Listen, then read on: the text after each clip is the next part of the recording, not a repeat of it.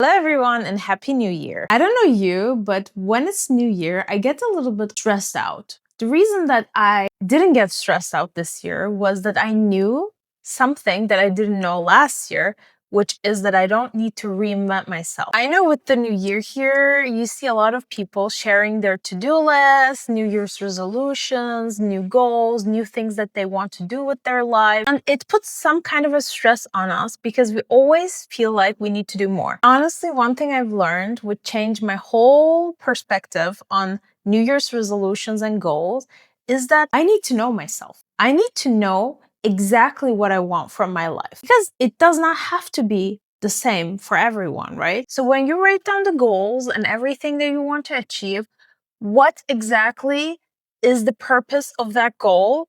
And does it suit me as a person? Does it suit who I want to become? I feel like we're missing that part so much and we're focusing on the goal itself that we're not really getting there. That's why I want to share with you. How can we actually make things work for this year? What exactly do we need to do that we didn't do last year in order to accomplish them? Number one thing is actually to be honest with yourself. Release what did not serve you. Let's say that you want to work out more. What exactly do you need in order to work out more? Sit down for a second and instead of writing down, I want to work out more, think about all of the little subheaders that can take you there.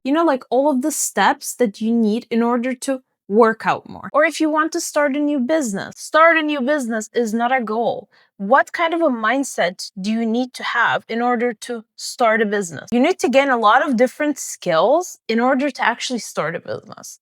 So instead of just writing start a business, write the skills that you need in order to start a business. That's literally the first step and the thing that we miss out the most. Frame your goals with energy. What kind of an energy would a person have that is successful in the business, right?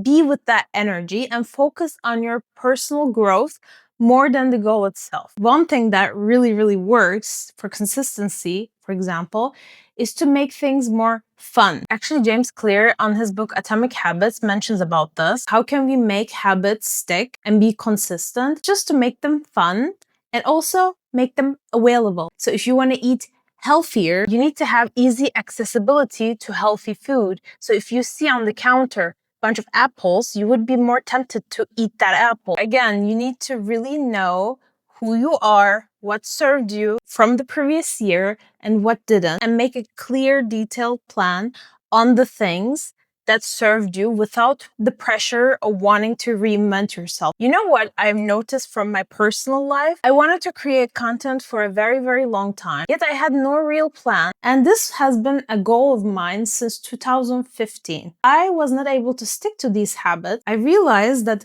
I loved watching the content like morning vlogs and stuff like that of people.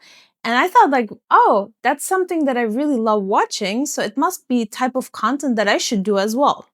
However, I hate putting camera on my face first thing in the morning. And I realized that that's not the type of content that I actually want to do. So then that made me think, actually, the people that I get inspired by are not these people. I take example from people who do motivational content and content about mindset, like Mel Robbins, for instance. And I thought, okay, that's really interesting that I didn't notice this until this point, because I was really pushing myself into doing something that I did not enjoy and I was not able to stick to it. This can also be an example for workout. So if you are not able to go to fitness, try something else. Do not force your body into something you don't enjoy. Next thing is breaking the cycle of all or nothing. We start the year, we're so motivated. January, yes, we're gonna work out, we're gonna do all of the goals. We don't go work out 1 week or 2 weeks. And then we lose the motivation. We're like, oh, it's already over. I didn't really show up to this thing that I promised myself, so I gave up.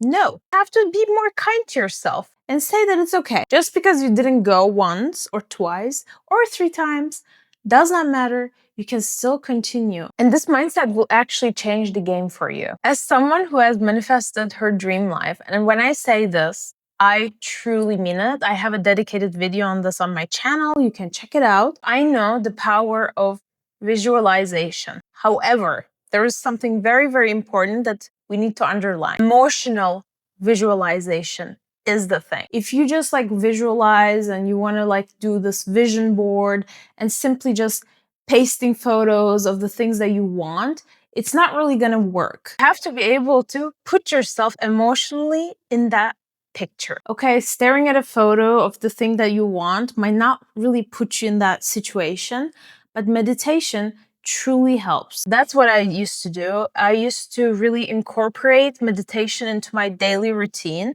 and it's helped so much to expand like my subconscious. You truly realize what you actually want. So I will give you an example from my life recently, because I was so stuck last year with a business that I've started, and I wanted to really be successful in this business. Then one day I sat down and did this meditation.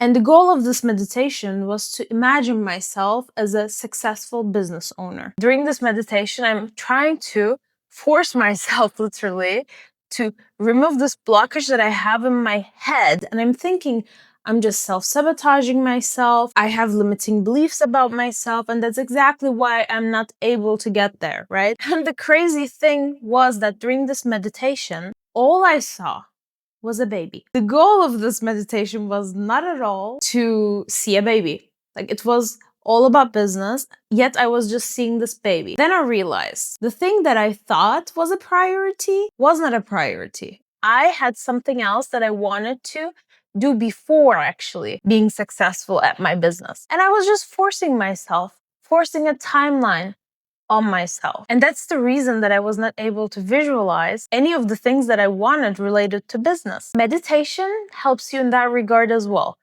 It shows you what you truly want and do not want. Now I'm pregnant, and I'm the happiest that I've ever been. Another thing that I've personally learned is to work with resistance. In psychology, this is called prediction error, because in a way, brain alerts everything that's unfamiliar. That does not always mean that it's a bad thing though. So let's give an example to this. You have social anxiety and you are going to this new gym. You're just feeling very anxious to show up to this new gym. It takes more effort than other people for you to show up.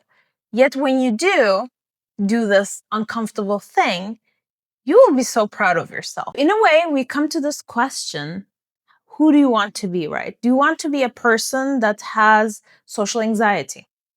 Or do you actually want to work on this year? That means sometimes that you'll have to get out of the comfort zone. One thing that really works is Mel Robbins' 5-second rule, which changed everything for me. Because sometimes I get lazy, okay? I know that I should go on daily walks, and I love actually doing that. It's so good for my mental health. Yet, my brain just tells me, it's okay, you'll go tomorrow. You know what I do?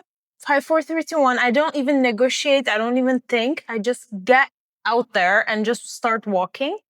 And once I start walking, I'm already there. I already started. Why would I go back inside? Another thing which I think is very important is to have people in your life that can keep you accountable for the habits or the goals that you want to achieve. So if somebody says, for instance, let's go to gym together, let's do this thing together. Or you can keep yourself accountable as well. You can be like, you know what?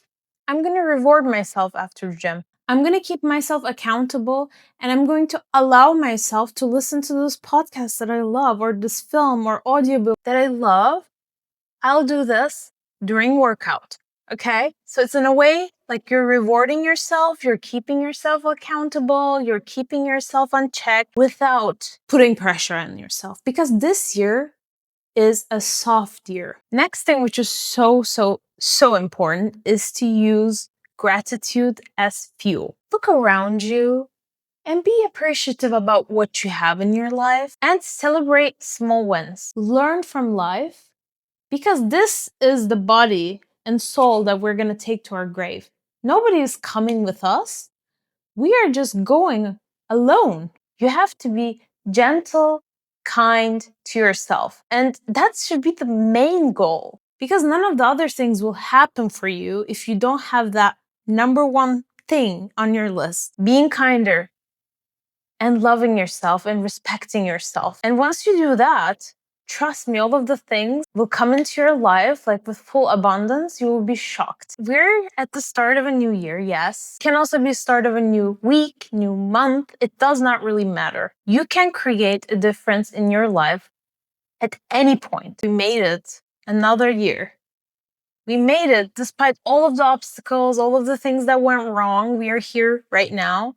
And that is not given to everyone. There are people who didn't make it to 2026. We are here. So that means that we have still time to make a change. And that's only up to us. This video, I can say all I want, but it's you who will make it happen for yourself. And I hope you do it this year. Honestly, I want to end this video by saying thank you. Thank you so much for your support, for your likes, for your follows, because it truly motivates me to continue on this journey. And I actually took the first step. I created a YouTube content calendar. So until March, every single week, there will be a video. 4 times a month, there will be a video. And I'm really excited. I've already planned out so many cool videos. I would really appreciate if you can give me a follow because like I said, it boosts the channel, motivates me to do more videos. I just want my voice to be heard through this channel because I believe I was always meant for this. With your likes and follows, it's in a way making it happen for me. And thank you so much, and I'll see you on the next one. Bye!